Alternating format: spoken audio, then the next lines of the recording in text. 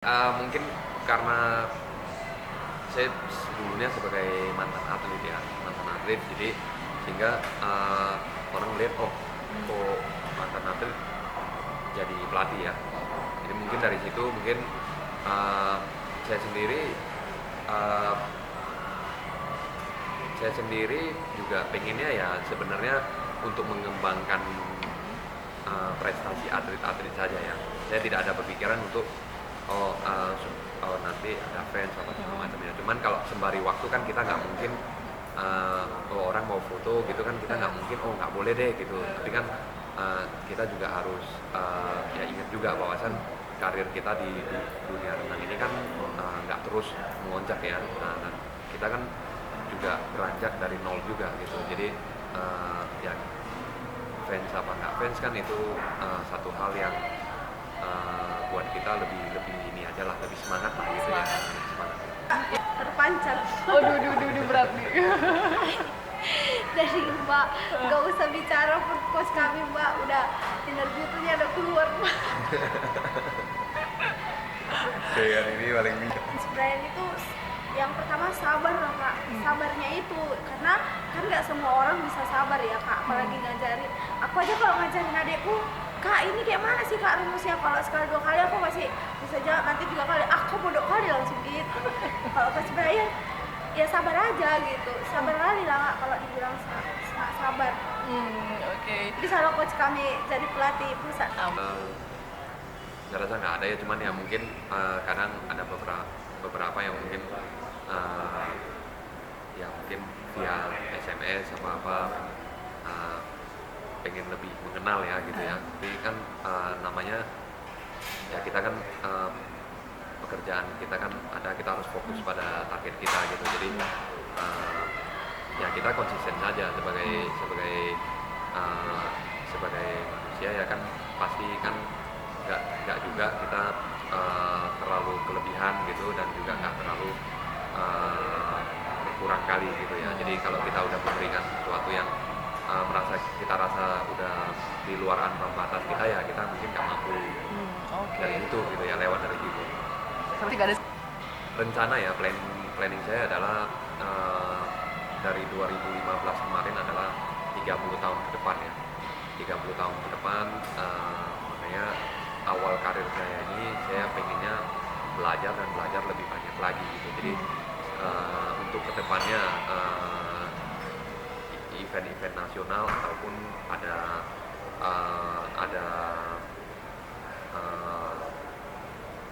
pengetahuan baru yang akan saya dapatkan kan bisa saya limpahkan untuk anak-anak yang di daerah, khususnya di Sumatera Utara. Dan ya saya berharap di karir saya ini bisa jauh bermanfaat untuk atlet-atlet yang ada di Sumatera Utara ya.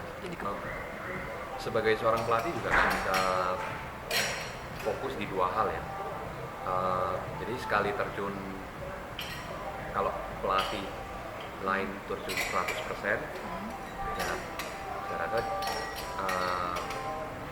saya juga harus turun lebih dari 100% itu gitu. Sehingga atlet itu pun bisa maksimal menerima apa yang kita berikan gitu. Kalau kita memanage diri kita sebagai atlet dan pelatih, itu 2 hal yang berbeda ya. Karena atlet itu kan kita perlu fokus 100%. Apalagi pelatih itu, kalaupun atletnya mengerjakan salah, kita tidak fokus ke kesalahan dia, maka akan terus berlanjut kesalahan, akan merugikan atlet itu sendiri juga gitu. Jadi dalam hal ini juga pelatih juga sebenarnya adalah pekerjaan yang memerlukan fokus lebih dari 100% gitu. Untuk bisa membuat prestasi yang lebih yang untuk atlet-atlet ini gitu. Jadi sebagai atlet, untuk prestasinya 5 kali SEA Games, yaitu dari 2003, 2005, 2007, 2009, 2011, untuk pekan olahraga nasionalnya 3 kali, beberapa kali kejuaraan dunia. Di mana, Bang? Kejuaraan dunia tahun 2005 di Shanghai, 2006 di 2006 di Shanghai, 2007 di Melbourne di Australia, 2009 ada World Cup di Singapura, 2007 juga ada World Cup di Singapura, 2011 juga ada World Cup di Singapura. Lalu saya 1 tahun dikirim ke Amerika dari waktu itu saya ikut program Indonesia Bangkit. Program Indonesia Bangkit itu tahun 2006 ke 2007, itu 1 tahun dikirim ke Amerika dari KONI dan kerjasama dengan PBPRSI ya. Oke. Untuk Saya belum ada medali ya. Kalau di SEA Games sendiri saya ada 1 perak, 1 emas. itu pasti game tahun? 2009 itu 1 perunggu, 2011 itu 1 perak, di Indonesia itu 2011 waktu itu di Palembang. Ya itu ya, pertama karena saya kan awalnya memang tidak bertujuan untuk melatih itu, karena memang di daerah Sumatera Utara kan memang ada pelatihnya ya sendiri. Nah, tapi saya diberikan surat untuk melakukan seleksi waktu itu bulan 4. Jadi saya tidak awalnya saya tidak memintakan juga, cuman saya diberikan surat itu. Saya pikir kenapa saya tidak membantu gitu, kalau saya bisa bantu ya, tapi ini kan pemikiran saya secara positifnya gitu ya, secara positifnya supaya bisa membantu atlet ini untuk bisa meningkatkan prestasinya gitu. Nah, seperti itu. Di luar renang mungkin coach punya hobi lain? Apa hobi yang disukai? Mungkin kalau di luar renang ya mungkin olahraga lain ya. Saya suka sepeda ya, suka sepeda, kadang-kadang main basket juga suka ya, kalau sama teman-teman. Ya di luar renang banyak ya halnya, ada kadang diajak main game juga, kadang ya mungkin makan, main-main ya, jalan-jalan. Oke. Gitu. Sederhana ya, sederhana. Kalau renang itu adalah masalah pengulangan dan konsistensi. Jadi repetition and consistency. Jadi repetition, pengulangan, yaitu harus mengerjakan apa yang diarahkan oleh pelatihnya, setiap hari itu harus dikerjakan. Jadi jangan hari ini kerjakan, nanti hari Senin kita ngerjakan, hari Selasa, Rabu, Kamis kita ngerjakan, hari Jumat kita balik lagi ngerjain gitu. Nah, konsistensinya adalah kita harus bisa terus melakukan hal yang sama, hal yang membosankan, dan terus menerus melakukan itu. Itu kuncinya. Dean takut ya sama air, cuman saya katakan sama Dean itu kalau bisa jangan di air itu kita harus lebih tenang gitu ya, sehingga dia karena air itu kan kita nggak bisa yang kayak rock ya, kayak keras ya. Jadi kita harus agak relax ya di dalam air itu, namanya berenang kan. Nah, banyak orang kan berenang hanya mungkin dia keras ya, pakuk gitu ya.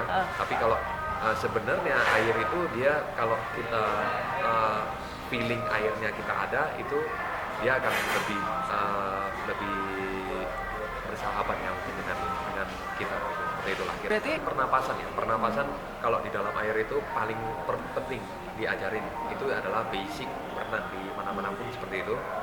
Kalau seorang pelatih itu mengajarkan ke atletnya itu hal yang pertama untuk turun ke dalam air adalah pernapasan dia gitu.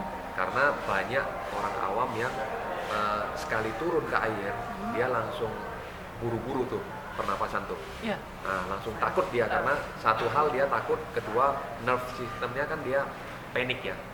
Dia panik, lalu setelah dia panik itu dia udah nggak ngatur lagi pernapasannya.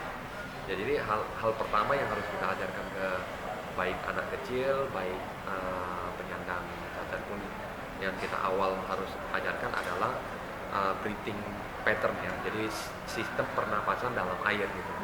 Seperti itu. Awalnya ya orang tua mengajarkan olahraga sih ya, nggak spesifik ke renang. Awalnya ya sepak bola disuruh main, tapi kan kita kan mainnya nggak yang langsung ke pelatih ya main bersama teman gitu, dikasih main, terus kadang diajakin teman sekolah ke basket ya main, kadang sama orang tua disuruh berenang gitu ya. Jadi awalnya itu memang ya dari orang tua juga yang membimbing kita ke arah olahraga, cuman untuk ke spesifik renangnya memang dulu orang tua saya kan lebih ke berbisnis ya, berusaha lah ya, wirausaha. Lalu dia juga tidak banyak waktu untuk mengatur kita gitu. Ya. Kita sebagai anak-anaknya juga kita waktu itu memang saya dan ada saudara saya juga, abang saya. Nah, kan setelah sekolah itu biasanya nggak ada kegiatan lagi. Jadi habis istirahat itu biasanya ya namanya orang tua saya kan wirausaha, ya berbisnis. Jadi kita ya di kisaran toko itu saja kita bermain. Lalu orang tua ya pas ada mobil truk kita mengantarkan barang ke toko lain, kita ikut aja di belakang truk itu gitu. Jadi ikut aja, nanti kita bilang sama supirnya ya berhenti ya nanti di kolam renang sini gitu. Jadi ya nanti dianterin, nanti pas pulangnya setelah dari supir kita yang nganterin barang itu pulang, mau arah pulang ya kita jemput balik gitu.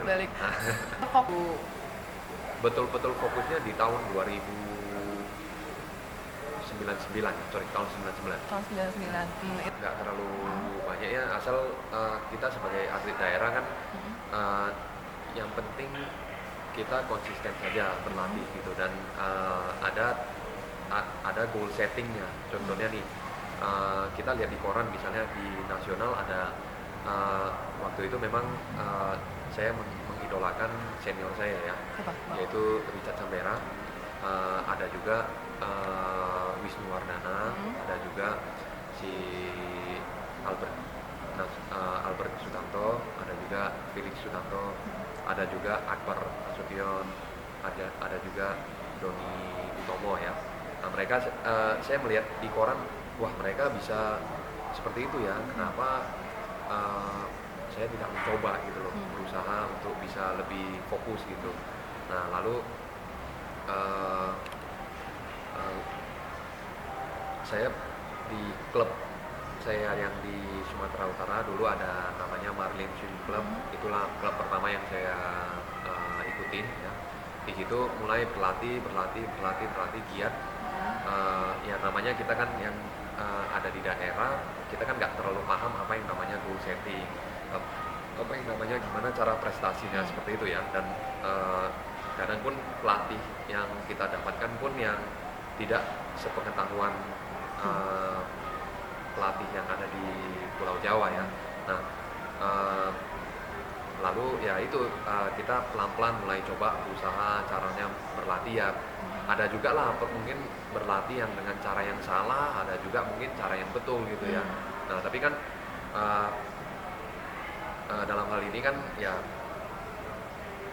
saya sendiri pribadi kan namanya pelatihnya juga saya tidak mendapatkan pelatih yang betul-betul bagus ya. Tapi semenjak 2000 waktu itu 2001 sampai 2003 itu kita dari pemerintah daerah diberikan pelatih Rusia. Nah, pelatih Rusia lalu namanya Victor ya. Lalu Victor itu memberikan kita arahan gitu. Nah, disitulah mulai karir saya dari perenang daerah bisa menjadi perenang nasional. Itu ada perbedaan dari segi program atau gimana sih kok itu yang dipegang sama Victor? Ya sama ya. Victor itu dari Rusia, dia memiliki program baku gitu. Jadi betul-betul memiliki program dan ada goal settingnya gitu. Nah dari situ mulai situ kita belajar tuh. Memang tidak langsung diberitahu bahwasan oh kamu udah harus punya goal setting gitu, karena kan kita pada saat anak-anak kan pemikiran kita hanya oh yang penting latihan deh gitu, yang penting latihan gitu, masalah program nanti baru dipikirkan gitu kan. Nah tapi kan dalam hal ini pelatih sendiri kan punya tujuan gitu. Kita apa sih tujuan kita berenang, mau kemana sih arahnya gitu, mau kita berenang seberapa kenceng sih gitu. Nah pada saat itu kan kita belum paham ya apa namanya goal setting, apa namanya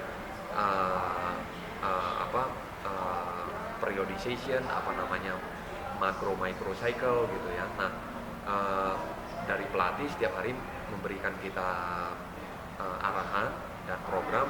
Dari situlah kita mulai belajar, oh ternyata berenang ini harus ada goal setting. Nah dari dalam diri sendiri pasti harus ada pemikiran juga ya, oh ternyata sekian lama dilatih baru bisa naik sekian gitu. Nah, makanan pun harus diatur seperti apa, gizi pun harus diatur, istirahat pun harus diatur gitu. Kira-kira ya, manajemennya seperti itu. Asalkan ada kemauan pasti ada jalan, itu aja sih Mbak. Terus semangat dan rasa ingin tahu itu harus lebih tinggi gitu. Oke. Sebenarnya kalau kita penasaran pasti kita kan pengen tahu, oh iya kayak gitu. Dan seperti apapun kita pasti biar kita tahu ini kan jadi ada usaha gitu. Teman kami dari provinsi lain bilang boleh lah nanti pelatih direkrut. Kami bilang nggak boleh, kami nggak mau. Kami pernah upload foto sama coach lain kan katanya gini, keren kali pelatih kalian, keren kali gitu. Terus ada juga kan teman kami yang baru pulang dari Brazil namanya Suci yang TG S14. Dia bilang, masa itu pelatih kalian, yang benar lah, bohong kalian kan. Katanya, iya pelatih kami loh, kata Kak Iri. Masa? Katanya, iya. Serius, iya, nggak percaya, banyak orang nggak percaya kalau kami punya pelatih Coach Brian. Terus Sucinya tahu, itu Coach Brian dari Amerika kan, katanya. Kami bilang aja iya kami bilang. Sampai di sini aja pun si Sucinya minta foto sama coach kami. Cemburu Coach kami untuk melatih kami tetap sama kami. Privat ya Mbak. Dan privat itu nggak efektif, nggak bisa buat aku bisa berenang. Jadi ketika ada coach Brian sama coach Badin, aku merasa wah cepat kali ya, pesat kali, 2 gaya juga, karena waktu itu masih gaya bebas dan itu masih lama kali Mbak, masih 3 menitan gitu. Jadi ngerasa aduh aku yang bodoh kali atau guru privatku yang nggak pandai ngajar aku ya, jadi gitu aku Mbak selalu. Jadi ya waktu ketemu ya waktu sama coach Brian sama coach Badin pun jujur seminggu 2 minggu bahkan sampai sebulan aku nggak bisa berenang. Dan ke bulan keduanya aku baru bisa berenang dan rasanya itu senang kali waktu di kolam indoor. Aku bilang, coach aku udah berenang 1000 loh. Dia ada mungkin idolanya, siapa sih atlet idolanya? Renang atau mungkin cabur lain? Ada Mbak. Gak ada. Emang dia sebenarnya suka olahraga sebelumnya atau gimana? Suka catur aja Mbak. Oh catur aja. Cuman peluangnya itu kan berat sekali Mbak, dan aku sempat cari-cari klub catur pun di Medan nggak dapet. Oke. Dian mau nanya nih, arti renang untuk Dian apa sih? Wah, ayo kan untuk Dian ya. Dia sampai kapan sih kira-kira ingin jadi atlet terus, sampai kapan kira-kira akan berkecimpung di profesi atlet ini? Iya, dia kalau ada adik, maksudnya adik junior yang tua ngalap. Kan kalau udah lebih bagus Mbak, ngapain juga harus bertahan di situ. Mbak jadi pelatih juga. Kenapa? Karena aku memang gak hobi jadi guru Mbak. Enaknya jadi yang ini ya, enaknya yang diajar ya. Jadi murid lebih enak gitu ya Yan ya. Anggota DPR ya. Anggota DPR.